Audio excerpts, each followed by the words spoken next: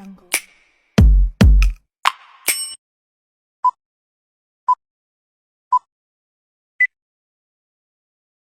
A few moments later. Assalamualaikum warahmatullahi wabarakatuh. Izin memperkenalkan diri, saya Nina Sophia Octavia dengan nomor induk mahasiswa 101211850. Di sini saya akan memenuhi tugas evaluasi tengah semester dengan mata kuliah Tata Kelola Perusahaan dan Tanggung Jawab. Di sini saya akan menjelaskan 5 prinsip dalam kerangka tata kelola perusahaan.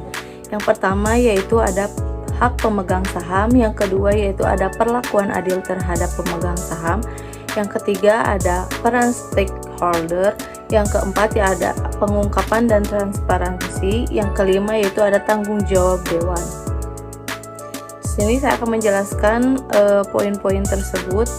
Yang pertama yaitu ada hak pemegang saham.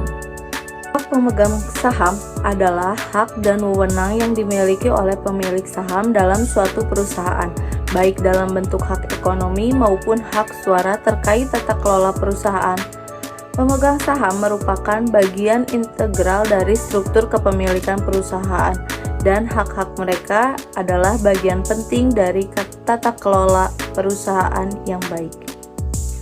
Kesimpulannya yaitu hak pemegang saham penting untuk memastikan tata kelola perusahaan yang baik dan untuk menjaga kepercayaan investor. Perlindungan dan penghargaan terhadap hak-hak ini membantu menciptakan lingkungan perusahaan yang adil dan mendorong pertumbuhan jangka panjang yang berkelanjutan. Pemegang saham yang aktif dan terlibat dapat memberikan kontribusi positif terhadap kesehatan dan keberlanjutan perusahaan.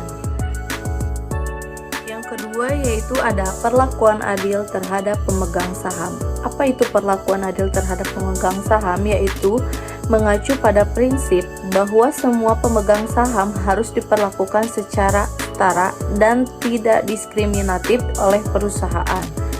Ini berarti bahwa setiap pemegang saham tanpa memandang jumlah saham yang dimiliki atau posisi mereka dalam perusahaan berhak atas hak dan perlakuan yang adil dalam segala aspek operasi perusahaan dan pengambilan keputusan.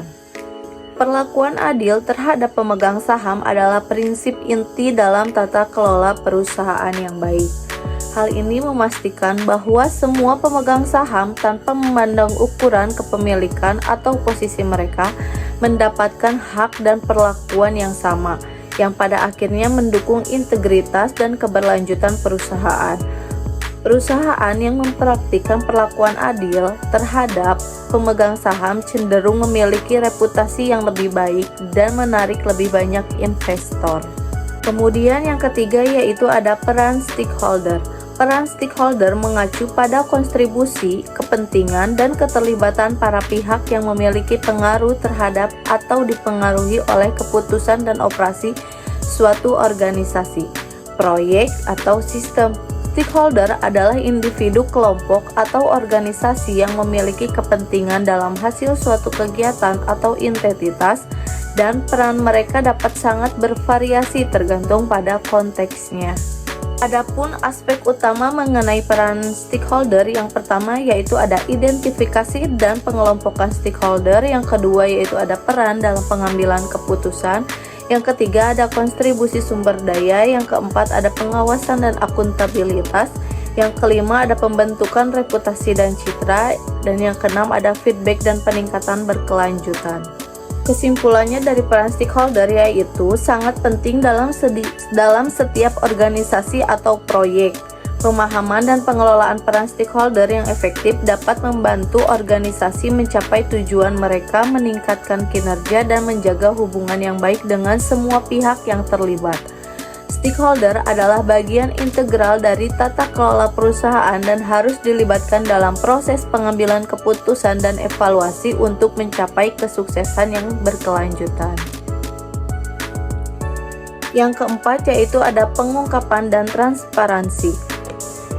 Apa itu pengungkapan? Pengungkapan mengacu pada tindakan memberikan informasi yang relevan dan signifikan tentang suatu organisasi atau entitas kepada pihak-pihak yang berkepentingan. Pengungkapan mencakup laporan keuangan, laporan tahunan, serta informasi tentang operasi dan kebijakan perusahaan. Selanjutnya ada transparansi. Apa itu transparansi? Yaitu mengacu pada prinsip menyediakan informasi dengan cara yang terbuka, jelas, dan dapat diakses oleh semua pemangku kepentingan. Transparansi memastikan bahwa informasi yang diungkapkan mudah dipahami dan tidak disembunyikan atau diubah. Adapun ada pentingnya pengungkapan dan transparansi. Pengungkapan dan transparansi memainkan peran penting dalam membangun kepercayaan dan menjaga integritas organisasi. Dalam konteks tata kelola perusahaan, keduanya membantu memastikan bahwa perusahaan bertanggung jawab kepada pemangku kepentingan termasuk pemegang saham, investor, karyawan, pelanggan, dan masyarakat umum. Transparansi dan pengungkapan yang baik juga membantu mencegah praktik tidak etis, korupsi, dan penyalahgunaan wewenang serta meningkatkan reputasi dan citra perusahaan. Secara keseluruhan, pengungkapan dan transparansi adalah prinsip inti yang mendukung tata kelola yang baik, akuntabilitas, dan kepercayaan antara organisasi dan pemangku kepentingan mereka. Selanjutnya yang terakhir ada tanggung jawab dewan. Tanggung jawab dewan, Board of Director adalah serangkaian tugas, kewajiban, dan fungsi yang diemban oleh Dewan Direksi dalam mengelola dan menguasai perusahaan atau organisasi. Dewan Direksi adalah badan pengambilan keputusan tertinggi dalam struktur tata kelola perusahaan, bertanggung jawab untuk mengawasi manajemen, menetapkan strategi, dan memastikan kepatuhan terhadap peraturan dan prinsip tata kelola yang baik. Adapun beberapa tanggung jawab utama Dewan Direksi, yang pertama yaitu menetapkan strategi perusahaan, yang kedua mengawasi manajemen dan operasi, yang ketiga akuntabilitas kepada pemegang saham dan pemangku kepentingan, yang keempat ada memastikan tata kelola yang baik, yang kelima mengelola risiko dan kepatuhan, yang keenam membuat kebijakan dan pengawasan, yang ketujuh menyetujui keputusan penting, yang kedelapan merepresentasikan perusahaan. Kesimpulannya yaitu tanggung jawab Dewan Direksi adalah komponen kunci dalam tata kelola perusahaan yang baik. Dewan Direksi memiliki peran yang krusial dalam memastikan bahwa perusahaan berjalan dengan lancar, mematuhi hukum, dan memenuhi kebutuhan pemegang saham dan pemangku kepentingan lainnya. Tugas ini memerlukan keterampilan, integritas, dan komitmen yang tinggi untuk menjaga kepercayaan dan integritas perusahaan. Mungkin dicukupkan sekian pemaparan dari saya, kurang lebihnya mohon maaf apabila ada kekurangan. Wabillahi taufiq wal hidayah. Wassalamualaikum warahmatullahi wabarakatuh.